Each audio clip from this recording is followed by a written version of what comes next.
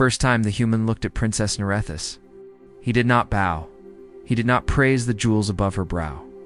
He looked at the crown for one long second and said, "That must be heavy." And the whole observation dome of the royal cruiser went still, because the crown of House Elias was sacred. Because courtiers spent entire lives calling it eternal, and not once in 27 years had anyone looked at the thing resting on her skull and spoken as if it might hurt. Narethis answered that the human had overstepped, but the truth had already slipped beneath a fence.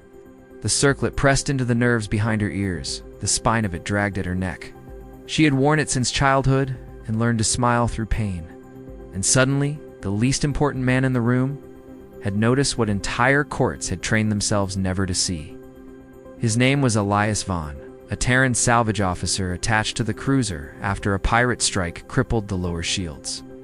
And when Captain Sareth demanded an apology, Elias only said, "I was not insulting her, Captain.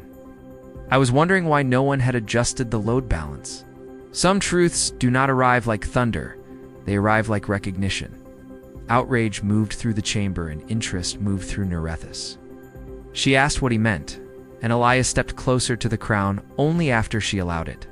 He pointed out the rear pull angle, the crystal weight, the anchoring points, then said, "This was built by people who wanted authority visible from across a room.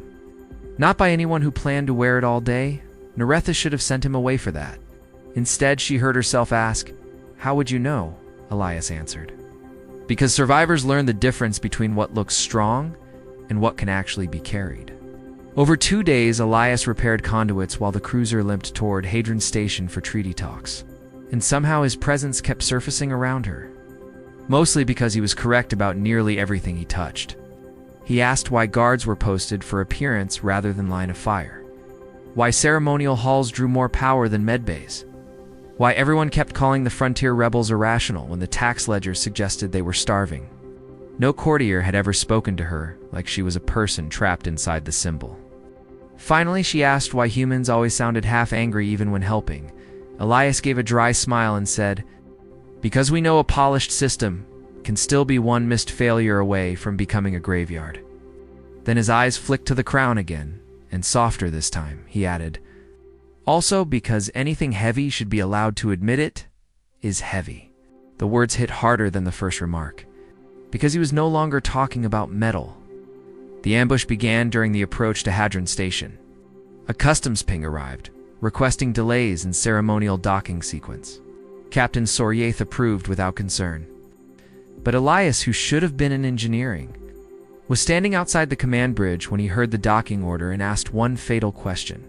Why would a station that publicly insults royal protocols suddenly insist on ceremonial timing? Soryath told him to return below deck. Elias did not move. Instead, he asked for the last 6 hours of signal traffic. Narethis saw the look on his face and felt cold before she understood why. He pointed at a stagger in the transponder pulse. Then at the cargo barges near the outer ring.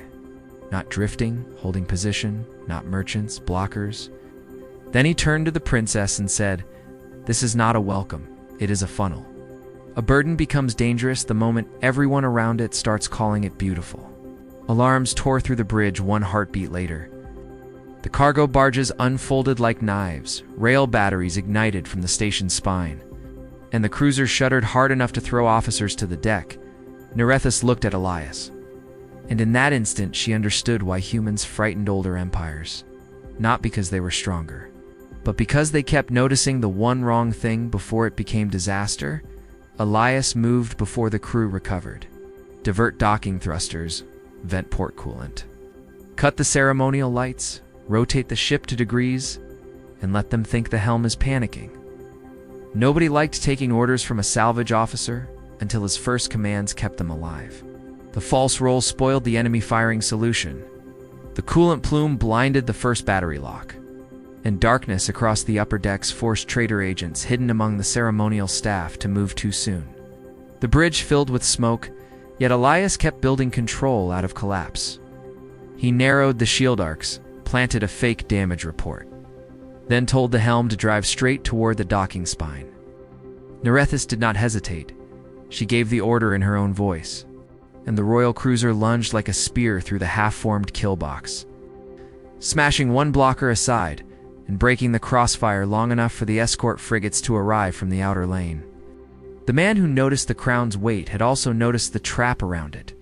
What followed was brief and savage. Hidden guns burned out. Traitors were dragged bleeding from the ceremonial wing. And Hadran Station learned too late that a princess who survives one trap rarely arrives helpless to the next. When the battle ended, Narethis stood alone in her chamber with the crown in both hands. For once not on her head, her neck throbbed. Elias waited by the door because she had summoned him without attendance. Without court, she asked whether he had saved her because she was a princess. Elias answered, "No, because you listened." Then, after a pause, he added, "And because you kept carrying something no one even allowed you to call heavy."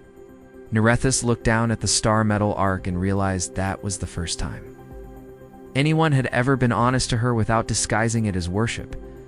The next morning, before the assembled court, she entered wearing the crown altered, lighter at the rear, balanced at the spine, redesigned overnight by human hands under her direct order. The nobles were horrified, but Narethis took her seat without strain and said, "A crown that cannot be carried is not a symbol of power, only of vanity." Then she turned to Elias Vann and raised him from salvage officer to royal systems advisor. Because sometimes the most dangerous thing a human can do in an empire is not win a battle, but tell the truth about what its rulers are actually bearing.